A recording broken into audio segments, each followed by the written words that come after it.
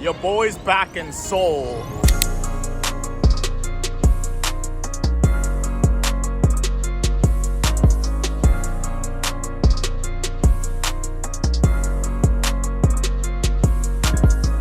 There we have it. Packed all my bags and I got my slate with me.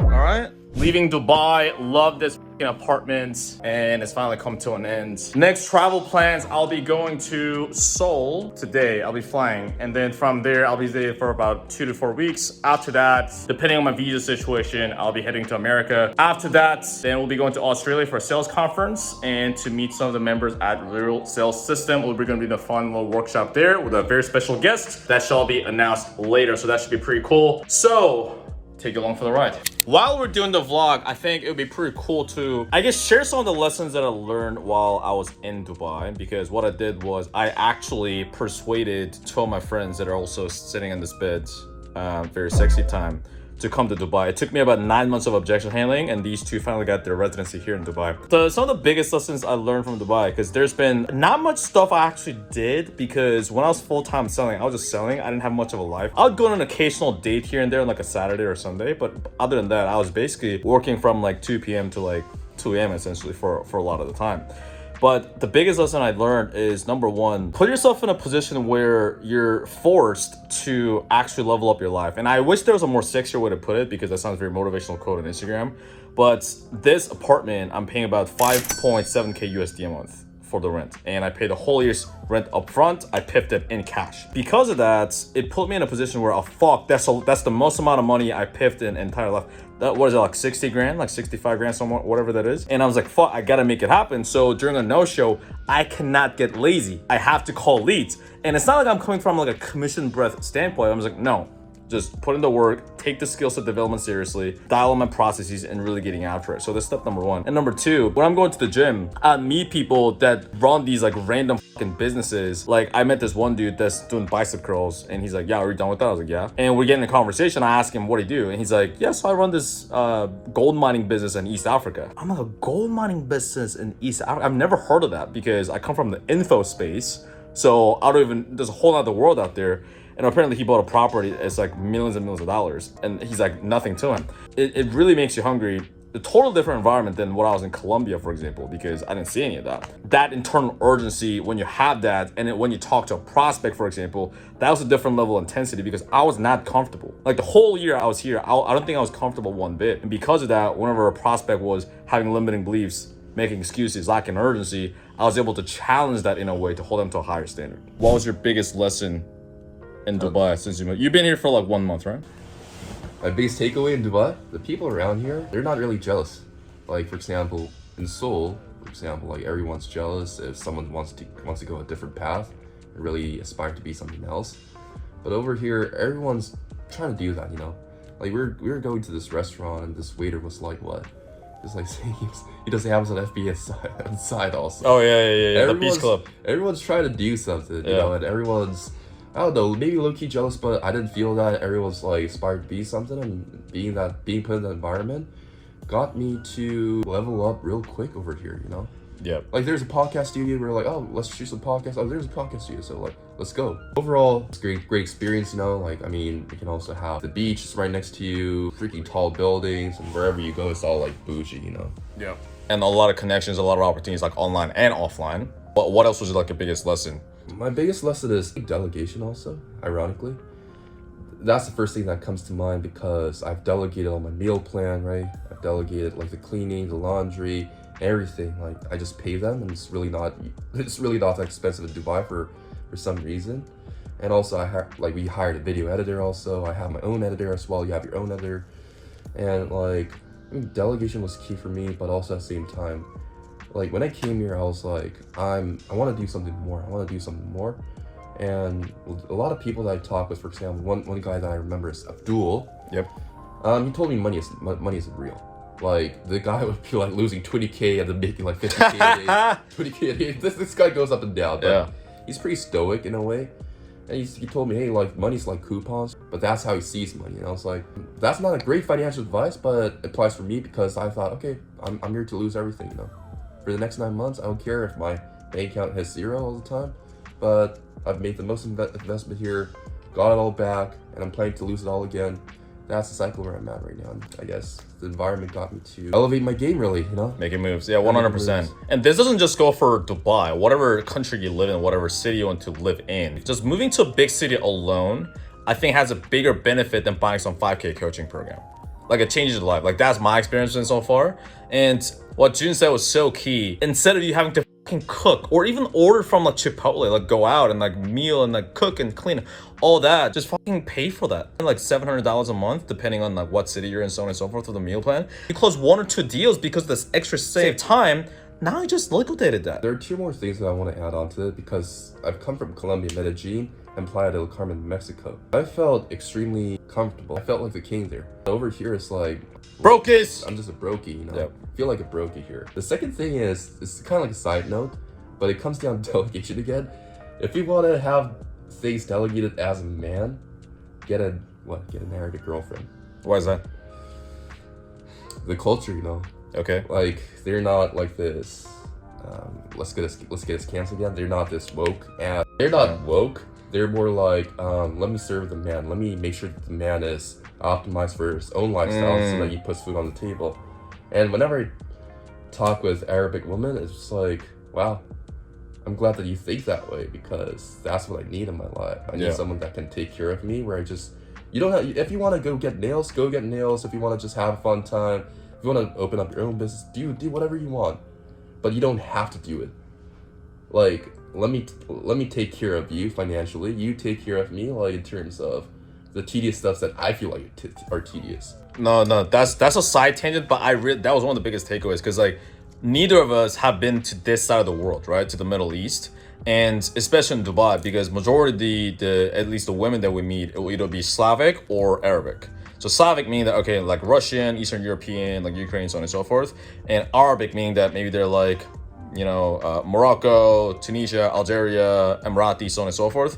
And it's a different culture than the culture that we are typically used to, which is either Asian women or like American women that you may be accustomed to right now. Because getting to politics aside, just from like the cultural thing is their whole belief system and what they're used to is basically the woman, the man provides for the woman and takes care of her hypothetical or actual future family, which sounds like a fucking crazy concept, and the woman takes care of the man. Isn't that a fucking crazy concept? And doesn't matter you have to agree or disagree, but it's been a very fascinating concept because at first I was not used to it because, I mean, I'm gonna pay for the drinks, I'm gonna pay for the dinner anyway, but almost it's as if expected. And don't get me wrong, both of us have met some interesting women in Dubai where we call them princesses, which hence the term princess closers, where they want everything served to them, but they're not willing to do anything, which is an interesting concept. But they're also incredible women that we've both experienced where, you know, they actually cook. I had this one girl in particular that cooked all day. She fucking hates cooking, but she learned how to cook and it tasted amazing. And then for my birthday, it was like a few months past, but she's like, she felt so bad for not celebrating that. And then got like a birthday cake. She decorated herself and then like the whole thing. And that's their culture, which was I'm not really used to, but that was also another interesting experience as well. Another lesson to piggybacking off of that is actually having a life outside of work, at least here and there. The reason why I mentioned that because when I was in Colombia, I had my highest months, yes. I was like 20, like I had my first 20K months, then I hit my highest month at 36K. But also I was stressed out of my mind, not because I was just working like 100 hours a week. I think I was working like 60, which is still quite a bit, but not too much. But the reason why I was more stressed out is because that was the only thing that was going on in my life. Like I didn't go see friends, I didn't date, I didn't go have cool experiences.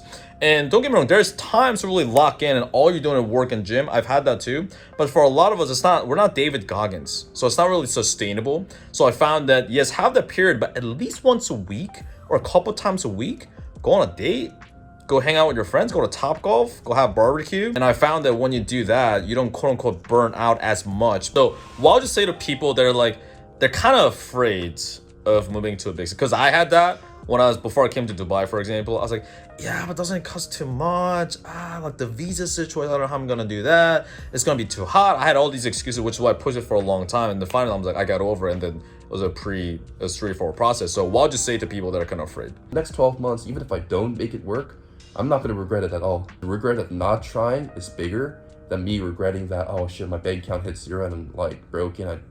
Like in the worst case, I could go back to closing if I want to. Yeah, 100%. I have the same mentality, so moving to Dubai. All right, we're piecing the f out. We're out of here like Drano. Let's go, boys. This is where you take the Uber or a car if you have it. And we're gonna get some food, then we're gonna get out of here. We're actually in the Rolls Royce. This is our Rolls Royce that we made with the sales money. All right, so we're here at a Moroccan restaurant. I got some lamb chops over here, some Moroccan desserts. We're gonna down the shit.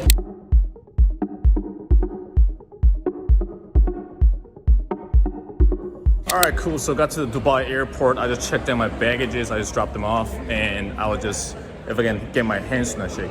I was just talking to the person that was helping with the baggage drop, you know, the person that works at the airport. And that just reminded me, it's good to have this kind of small talk, like start conversations with people I found. I don't always do it because I'm a natural introvert. So I'll actually just do my thing, put my headphones on, don't talk to anybody. I found that if you're, as a salesperson, if you're only just having sales calls, it becomes very transactional, right? You can't naturally have normal conversations because all you're having is sales conversations. So I found that having those random, like she and I were talking about some ladies from the Philippines, talking about how she watches K-drama, she knows Korean, we're just joking around. And when you do that, you can view people normally as people. And then on sales calls, you can drop people's guard and actually quote unquote connect with that person, as corny as it sounds, but it really helps the sale and helps them become a better person too. And you're making the other person's day as well by giving them a compliment. It's a good way to become a better person, also improve your conversational communication skills, which ultimately helps you become a better, not just salesperson, but person in general. All right, so I'm heading to the airport lounge right now. And you know what I don't like about airports is most people that work at airports, they look like they hate their job and they look like they hate their life. You know, there's kind of like, yep. They kind of have that demeanor. It's just not a pleasant feeling in my opinion. Or maybe I just need to make more money, so I just get a private jet so I don't have to deal with all that. So the airport lounge was okay. It just seems like a co-working space and people there were more friendly. And I do get when, you know, whenever, let's say you go to like a restaurant and the person seems rude, or you go to an airport and people seem rude. I've definitely been there where I didn't like my job. I've had moments where I just felt miserable, that I probably came off that way as well. But one quote that I really got from someone named Owen Cook, co-founder of Real Social Dynamics, which is what he said was, if you're gonna be a burger flipper at Burger King, you might as well be the best burger flipper the franchise has fucking seen.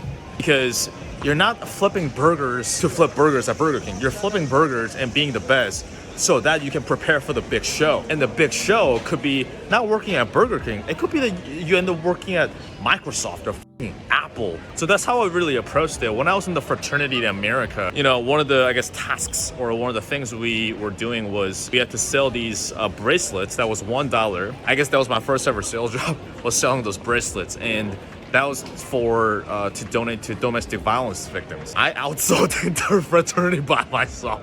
Now that I think about it, I never thought of that. That's very funny. It was $1 bracelet. I outsold the entire fraternity by myself. What I did was, after class, I stood up and looked at the rest of the class. I was like, hey guys, we're actually, you know, doing it for a good cause, domestic violence, and we're really helping these people. And it's only $1.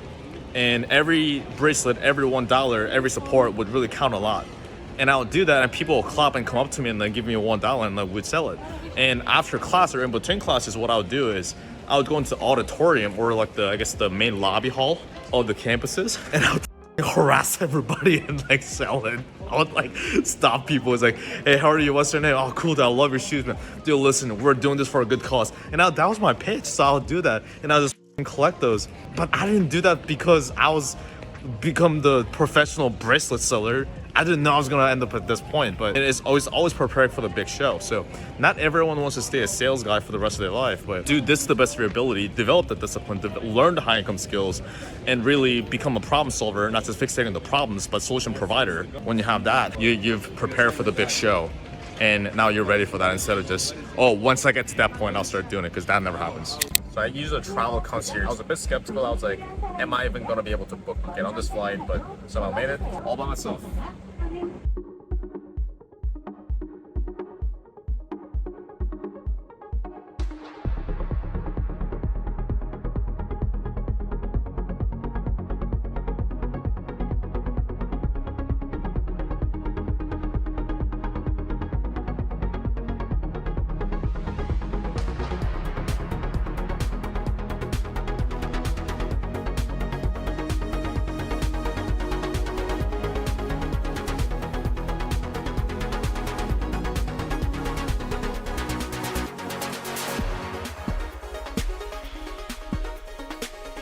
So, I just landed in Seoul. Not the most comfortable flight, if I'm being frank. I got business class with Korean Airline, and the reason why I get business class is because I just hate sitting down on a chair for 8-9 hours. My favorite definitely is Emirates business class. I haven't gotten Emirates first class yet, but that's really the goal. That's what money does, right? So, like, flexing aside, it's cool to flex at nice fancy restaurants and like the nice photo on the business class or first class flight.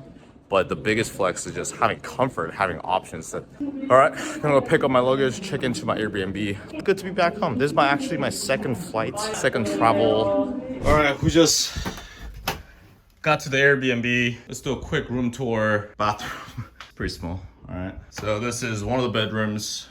Living room. Dude, what am I supposed to do with this couch? It's on the floor. Kitchen that I'll probably never use. Bedroom. There we go. There we go. Well, Korean apartments view not the best, at least compared to Dubai, but that's okay. Yeah, so I just thought the couch would be higher up, but this works too. That's interesting. Yeah, but just got here. There's not much of a window here, I guess. That's typical Korean apartments. It's funny. In Dubai, you actually get a higher quality of life than living in Korea, so to say, because Korean apartments are so expensive. Food's usually cheaper, but rent's so much more expensive. And Dubai, you get like a nice elevator, you get the amenities, pool gym, high skyscraper, all that kind of stuff, which is good. But good to be back home. Haven't been here in like 14 months. It's been a while. So gonna hit the gym and then get ready for some calls today. So yeah, let's get after it. Your boy's back in Seoul. It's like I never left.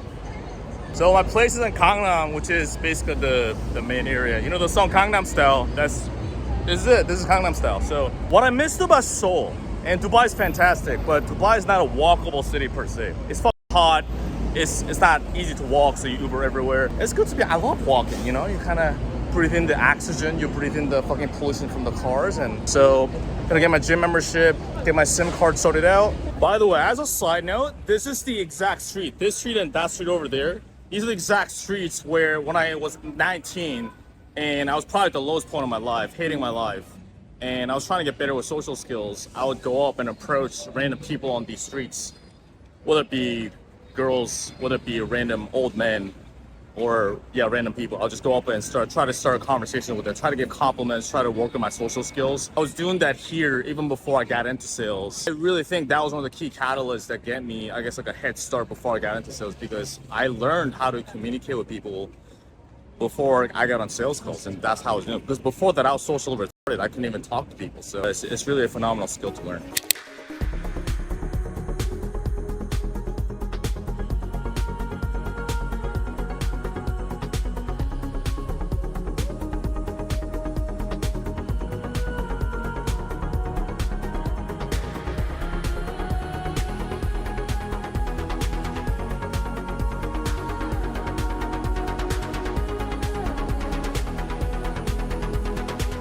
All right, so let me just tell you how happy I am. So I actually moved my Airbnb. I actually cut it short because the bathroom smelled terrible. It was too small. And I just got to my new apartment, so let me kind of show you. It has 2 beds, it's a couch, smells nice. Let's kind of look outside the window, let's see what's up. So, and it's actually, oh my God, it has windows. And you can see the buildings. I'm so happy right now. I don't know, ever since my Dubai apartment, if the apartment doesn't have big ass windows in it, I start to go insane. It's like a prison cell. And then here we go. And it is an actual shower instead of just a shower head. Pretty happy right now. So I'll be here for another week and guess what? So if you see here, you see the Lotte Tower, which is like the Korean Burj Khalifa. When I saw the tower for the first time in like 1.5 years, I was actually more happy and excited to see that again than seeing Burj Khalifa for the first time. I genuinely believe that tower over there is actually more beautiful than Burj Khalifa, because that was how happy I was to be here again. So I'll be here for another 1.5 weeks, and actually we'll be heading to Paris, France. I'll be there for about a month or so. I'm gonna meet up with June. June's gonna be there for about a week. And what we're gonna do is, obviously we're gonna have some fun. We're gonna be kind of looking around. Ooh la la, mon ami, baguettes.